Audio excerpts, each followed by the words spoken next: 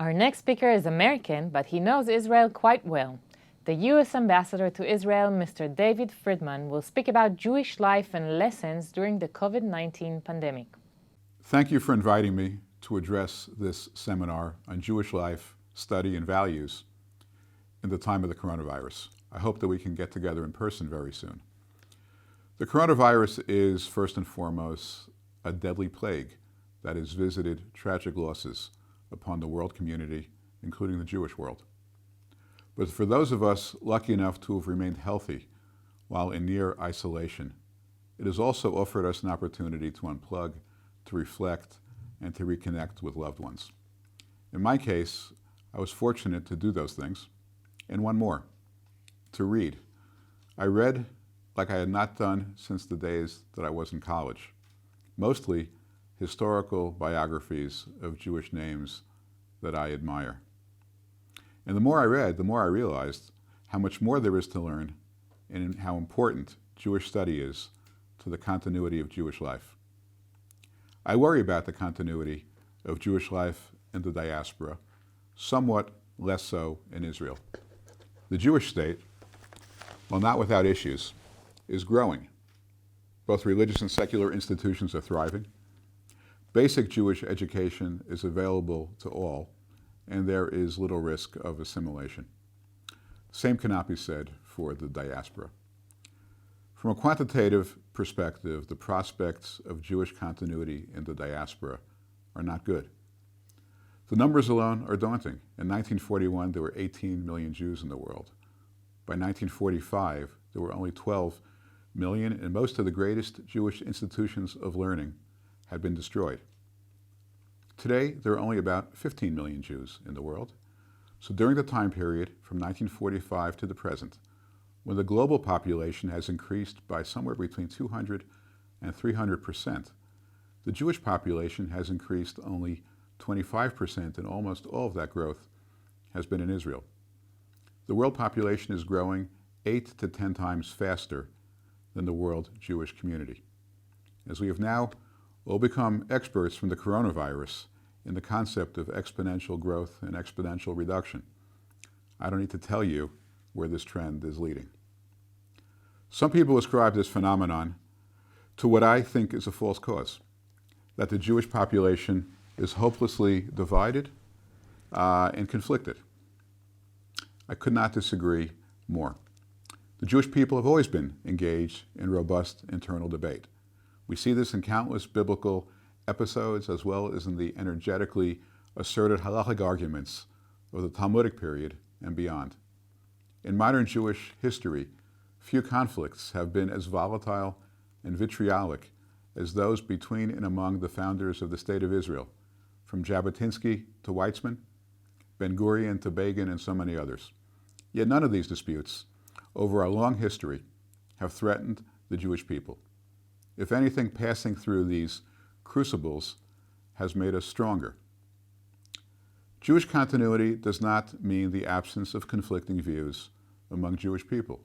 In many cases, those conflicting positions have produced strength rather than weakness. To me, we lose ground through one primary factor: Jewish illiteracy, a problem as great today as at any time in our history. As I read book after book over the last 2 months, I recognize this more and more. The Passover Haggadah provides an important insight into my point. You're all familiar with the parable of the 4 sons, ranked from highest to lowest in terms of their value to the community. The first son, no surprise, is the wise one. But then it gets interesting. Number 2 in the ranking is the wicked son. Number 3 is the simpleton. And number 4 is the one who is illiterate. He doesn't even have the skill to ask a question. She'eino yodea lish'ol. The Haggadah is telling us, correctly, I believe, that Jewish illiteracy is the greatest threat of all. How many of us are reasonably fluent in Judaism? I use this word carefully. Fluency is different from being a practitioner. Following certain practices without understanding them or appreciating their derivation does not make one fluent. Similarly, Defining Judaism solely in terms of doing things that are morally just or helpful to others may make one an outstanding human being, but also adds nothing to one's fluency. Let's face it, Jews do not have a monopoly on acts of charity, kindness, or social justice. We all know many non-Jews who are as fine and admirable people as one could be. Regardless of how we believe or worship or observe our Judaism, what makes that practice uniquely Jewish and likely to continue and grow is our ability to place ourselves on a 3,500-year continuum, an unbroken chain beginning in ancient times that remains not just relevant, but even more critical today than ever before as we struggle to find meaning in a complicated world. To achieve that, we must understand our past, our heritage, and our legacy. We must be fluent in Judaism. Most of us know about the covenant between God and Abraham and the exodus from Egypt led by Moses, which launched the Jewish nation. But few of us know what happened next, the hundreds and hundreds of steps along the way that have brought us to the present day. The leadership by Joshua of the Jewish nation into the land of Israel, the failings of the nascent Jewish nation during the period of the Judges, the principal leadership and soaring rhetoric of prophets like Samuel, Jeremiah, Isaiah, and Ezekiel, all the monarchies of Israel, from Saul to David to Hezekiah, from Yeravam to Achav to Ahab, King Solomon's building of the first temple, followed by the Assyrian and Babylonian conquest that brought about the first Jewish exile and the dispersion and loss of 10 tribes. The return to Israel under the leadership of Ezra and Nehemiah and the rebuilding of the Second Temple, the conflicting religious views of the Pharisees and the Sadducees, the Perushim and the Tzedukim in the first century, the period of the Mishnah, the period of the Amoraim, both in Babylon and Jerusalem, and of course the expulsion of Jews from Jerusalem about 1900 years ago. And that still leaves us with more than 2 millennia to cover. How did we get from there to here? How did we get Sephardim and Ashkenazim? How did we transition from animal sacrifices to prayer? Where did all our prayers and practices come from? And how about the state of Israel, the most critical factor in terms of Jewish growth and continuity? What were the conflicting views of Zionism, and were they actualized or not, and why not? How does Israel reconcile being both a religion and the only Jewish state, something no other religion needs to grapple with? And how does a nation balance democracy and freedom of religion with a national faith? How many Jews, especially in the diaspora, are studying these fascinating and critical issues? Clearly not enough. It is an imperative for the future of the Jewish people, especially outside the state of Israel.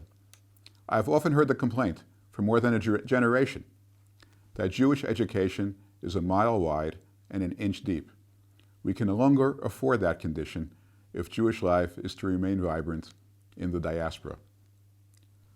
My father, a practicing rabbi for 2 generations, used to say that you can't have Judaism without Jews. Judaism cannot be relegated to a museum. It requires a thriving, engaged, and educated community. I'm now 3 years into my term as the United States Ambassador to Israel. I've not been shy in expressing my views. Many smart and committed people also have not been shy about disagreeing with me. That is fine. It is good. It is healthy, and I welcome it. We can survive and even flourish from robust differences of opinion among people who are committed to the continuity of Jewish life.